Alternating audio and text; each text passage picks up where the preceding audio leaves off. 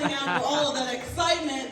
And now I get to bore you to death with some keynote words of wisdom, let's hope. But I do want to say what a wonderful evening. There is something about the sound of the drum that unites all of us from the African nations to the African diaspora.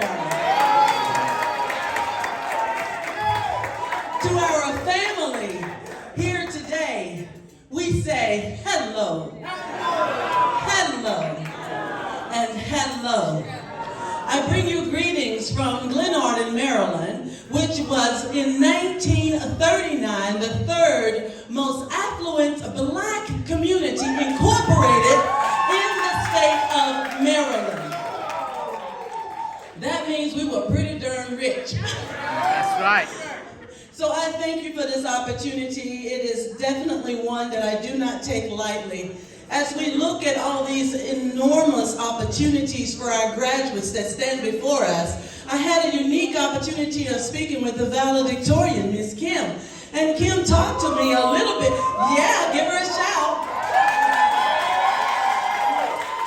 So Kim talked to me a little bit about her journey as she will go forth into senior leadership coaching. One thing I've learned as a mayor, you're not just a mentor, but you're also a coach.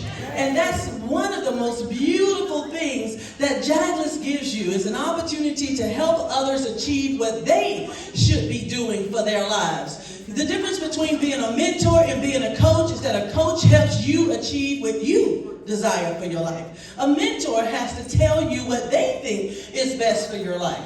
But in this opportunity that each of you will now share with the world, be great coaches. Go be great coaches. Allow people to decide for themselves, because that's democracy in America today.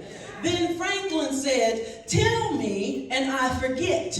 Teach me and I may remember. Involve me and I learn."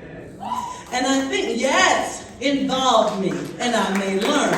What I experienced today, just even on this dance floor, is many of us did not know the dances that went forth earlier, but we all took our dollars out and we made sure that we paid appropriately. So teach me and I will learn.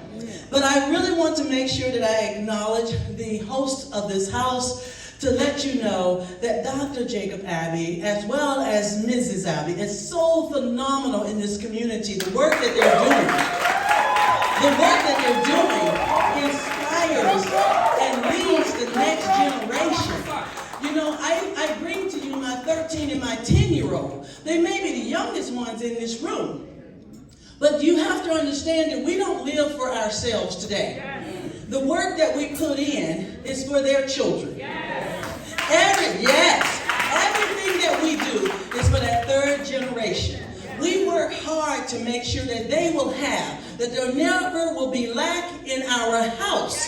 We must prepare today. Human rights, the Great Commission, these things place confidence in the midst of conflict. Human rights abuse is very prevalent in the state of Maryland. And many people may not have known this, but I can acknowledge right now that there are wonderful workers. Miss Patricia Wash, raise your hands for the work that she is doing for human rights. We Model USA is giving young women the opportunity to not only achieve their dreams, but to recognize that there is an international problem that we are not absolved from. You are also looking at what we see for the future, which is crossing our borders. We are looking at integrating and making diversity and inclusion a first-rate name in our communities. Diversity and inclusion is the richness of our nation. If America wasn't built on anything, it was built on diversity and inclusion. It is why we are so powerful. It is why we are so strong. Because we didn't just take one set of race. We took all races and made it all work together for the good. Everything works together for the good. We have disenfranchised youth in our communities. If you will look at the gun rates and how many 12 and 13-year-olds are blasting each other in the face, we have to understand that this is our problem. It's not their problem, it's our problem. What are we missing? What have we not given? What are we not doing that prepares the way for them to see another alternative than a future of jail cells and death? Enough, we say, we shall not annihilate our generations. Our children shall not feel disenfranchised, but their inclusion starts at the house. Leonardo da Vinci said, learning never exhausts the mind. Learning never exhausts the mind. And many people say, well, I'm just so tired of learning. I don't know if I want to go to college. I don't know if I want to do. But you know what is important is that we continue to stretch and grow and achieve greater heights. Because tomorrow depends on what we learn today and how we apply that tomorrow. But if all we know is what we knew yesterday, tomorrow is very bleak. We are all dependent on each other to bring forth goodness, a holistic assistance, a holistic approach to our communities. That's why I love what this foundation is doing. Putting in project directing, project management. As a project manager myself, I will tell you that will pay big dividends, not only in the way of understanding economics and finances, but also understanding how we incorporate our institutions of higher learning to help grow that next generation into entrepreneurs, into strong families, into those people that will change the world. The global public health policy that you're pressing is very important. I give you terminology and I challenge every graduate that in a political process, you must have advocacy to have correction. You must advocate for something, stand for it, believe in it, fight for it. Today, I fight for democracy. We have just elected the third black man to be ever elected and the only black man to be elected as a governor of the state of Maryland. The only one. His number one stance is democracy. The right, Westmore, that's right. The right, come on now, the right to life, liberty, and the pursuit of happiness. Today, you took your place in the pursuit of happiness. Tomorrow, you take your place in liberty. No one takes from you what you don't allow to be given. We must educate our minds. We must continue to build wisdom. My mom, my father were 41 and 51 when I was born, which makes me an old soul. But let me tell you what they told me is life has taught me a lot. And I would like to think that life didn't teach them, but that wisdom was born out of the existence of being a part of that life. Be a part of your moment. That moment is yours. Take it, own it, live in it, and do not ever take that moment for granted, because you are indispensable now with the knowledge that you have. You can change the world. You must change the world. You must change the world. You must put deliberate value on the ground.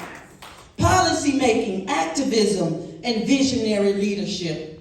I love that term, visionary leadership, vision, to have foresight, to look into the future, not as psychics, but as people who now have the education and the wherewithal to challenge the theories of today to build a better tomorrow.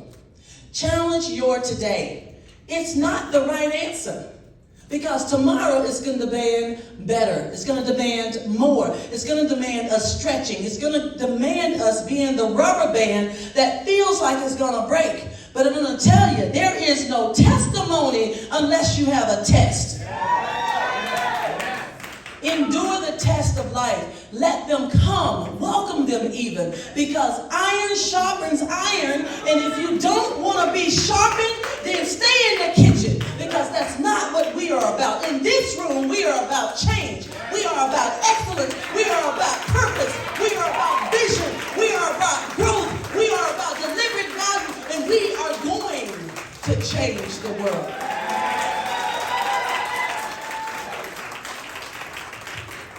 Earlier, You heard Dr. Jacob Abbey denounce people who use young women for their own personal gains. Denounce those things that are inhumane.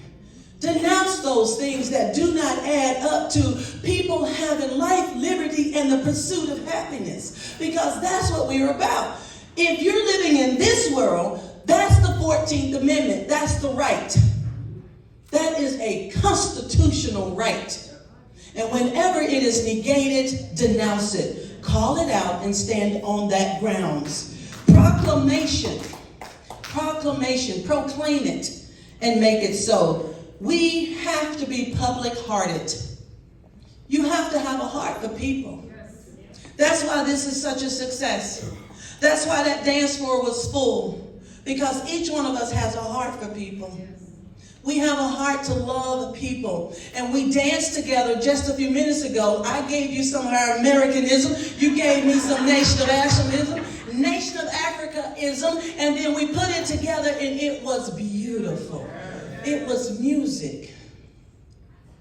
Now, I didn't get no dollars. I was a little sad about that. But I want to say that it was beautiful. And that's what we are as a people, as a growth, even beyond the skin color, even beyond our own families. What we are about is making people successful because we breathe in their space. Take up good space. Get in a little good trouble now and then. You must empower positive change. You have to give it life. You make it breathe. You make change breathe. You own it. You speak it into existence. And you learn from your mistakes. And I have this saying, let me fail, but let me fail fast and early. Because once I fail, then I'm not going to do that again. You didn't create the light bulb because you were successful. You created the light bulb because you failed. You didn't become the 13th president of the United States because you were successful. You came in because you failed. Failure is purposeful. And a lot of people don't like the term of failure. Nobody strives to fail, but we do strive for excellence. And if you're striving for excellence, then accept that in the game of life, there are winners and there are losers. And sometimes failure teaches you something so that you can be better tomorrow. Don't miss the message of your life. Don't miss the journey of your life. You have 100+ countries. I've got 27. I'm a little bit behind you. But every one of those countries taught me something. They showed me something outside of my backyard. Get involved in someone else's culture. Get involved in learning how you can help them achieve greatness. Because for what you do for someone else, you have done triple for yourself. A lot of people say, me, me, me. It's not about us. But when you serve others, you will get the rewards. It must come. Goodness turns goodness every time. We have to ensure that we live as if we were to die tomorrow. Gandhi said that. He said, learn as if you were to live forever. So if you were to die tomorrow, the question that you must ask is, what can I do? Think about it. Don't make it too hard. If tomorrow is my last day, what all do I want to do?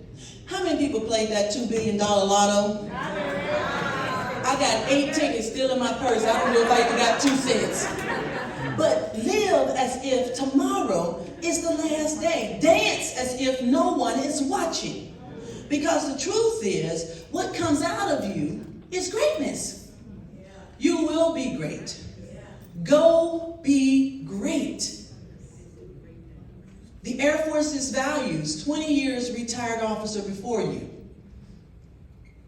Excellence in all we do. Service before self. And above all, integrity. The skin in the game is integrity. Be found without integrity, and they won't trust you. Be found with integrity, even if it hurts. And they'll respect you. I love each of you. Dr. Jacob Abbey, Mrs. Dr. Jacob Abbey. Thank you. Thank you. Everyone in this room, you are greatness in the making. Go be great.